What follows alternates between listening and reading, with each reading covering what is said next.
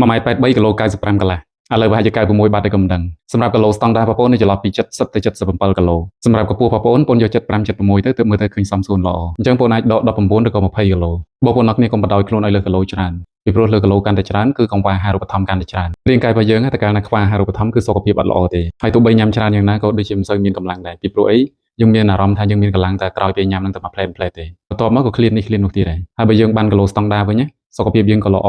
ការស្លៀកពាក់ក៏ល្អដែរហើយស្រួលរកការស្លៀកពាក់ទៀតកាលខ្ញុំលើសដល់13គីឡូវិធីសាស្ត្ររបស់ខ្ញុំគឺខ្ញុំជ្រើសរើសញ៉ាំអាហារសុខភាពពីព្រោះញ៉ាំអាហារសុខភាពនេះអត់ពិបាកក្នុងខ្លួនទេហើយចំណេញចំនួនការចំណាយទៀតចំណេញពេលវេលាព្រឹកឡើងក៏លោកអាហារសុខភាពនេះញ៉ាំតែមួយកែវទៅគឺជំនួសបាយព្រឹកហើយញ៉ាំអាហារសុខភាពនេះឃើញលទ្ធផលលឿនទៀតស្រួលខ្លួនក៏លឿនដែរញ៉ាំបានតែ5 6ថ្ងៃចាប់ផ្ដើមឆ្លាស់ខ្លួនហើយដោយសារខ្ញុំទទួលបានលទ្ធផលល្អហើយជោគជ័យដោយញ៉ាំអាហារសុខភាពនេះអញ្ចឹងទៅខ្ញុំណែនាំបងប្អូនអរគ្នាញ៉ាំអាហារសុខភាពដូចខ្ញុំដែរទៅដើម្បីកុំឲ្យបងប្អូនអរគ្នាខាតពេលខាតលុយដើរសាកល្បងវិធីសាស្ត្រផ្សេងៗបើសិនជាបងប្អូនអរគ្នាចង់បានព័ត៌មានលម្អិតបងប្អូនអរគ្នាអាចតាក់ទងមកខ្ញុំរីករាយចែកម្លែកជាមួយបងប្អូនអរគ្នា